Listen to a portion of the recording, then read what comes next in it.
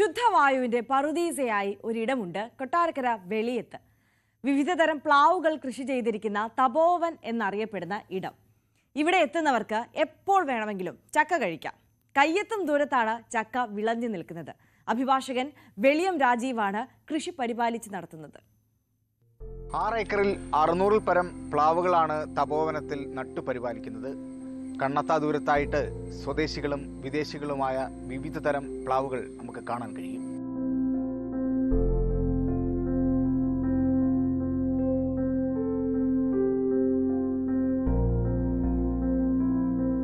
മുൻപിവിടെ rubber മരങ്ങളായിരുന്നു.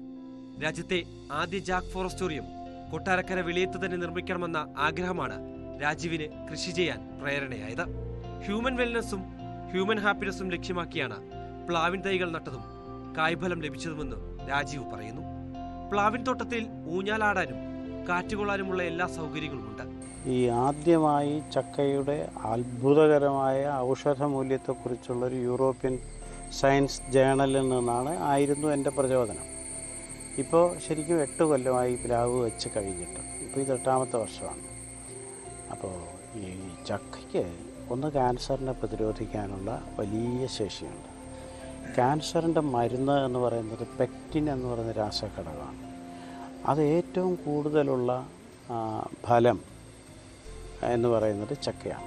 വൃക്ഷങ്ങളുടെ തണലും കുളിരും തലോടലുമേറ്റ് മാനസിക സമ്മർദ്ദം ഇറക്കി വെക്കാൻ ഒരിടമാണ് തപോവൻ.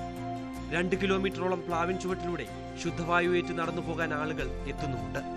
സമീപത്തായി പാഷൻ ഫ്രൂട്ട് കുടച്ചൂടുന്ന ബയോക്കേവും മധുരം കിനിയും കരിമ്പിൻ തോട്ടവുമുണ്ട്. നമ്മുടെ ശരീരത്തിനകത്തുള്ള ഇമ്പ്യൂരിറ്റീസ്, ടോക്സിക് കണ്ടൻസ്, അത് 2 തരത്തിൽ വരാം. കഴിക്കുന്ന ആഹാരത്തോടൊപ്പവും വരാം. ആഹാരത്തിനുള്ളിലെ പലതരത്തിലുള്ള ആഹാര പദാർത്ഥങ്ങളിലെ പ്രതിപ്രവർത്തനം മൂലവും ടോക്സിസിറ്റി കൂടാം. അപ്പോൾ ആ ടോക്സിക്കായ കണ്ടൻറ്റിനെ പുറന്തള്ളുന്നതിന് ഒരൊറ്റ വെജിറ്റബിൾ അല്ലെങ്കിൽ ഒറ്റ ഫ്രൂട്ടിനെ പറ്റൂ. That is what we call jack. കൂടാതെ കുതിരസവാരിയും നീന്തൽ പരിശീലനവുമൊക്കെ നാട്ടുകാരുടെ ആവശ്യപ്രകാരം രാജീവ് തപോവനിൽ ചെയ്തു നൽകിയിട്ടുമുണ്ട്. എല്ലാം പ്രകൃതിയുമായി ബന്ധപ്പെട്ടവ. രാജീവേട്ടൻ്റെ തപോവനത്തിലെത്തിയാൽ എപ്പോൾ വേണമെങ്കിലും നമുക്ക് ചക്ക ലഭിക്കും. അതുപോലെ തന്നെ പരിസ്ഥിതി സൗഹൃദമായ അന്തരീക്ഷവും ശുദ്ധമായ വായുവും ലഭിക്കും. S Vineesh, news 18, Kottarakkara.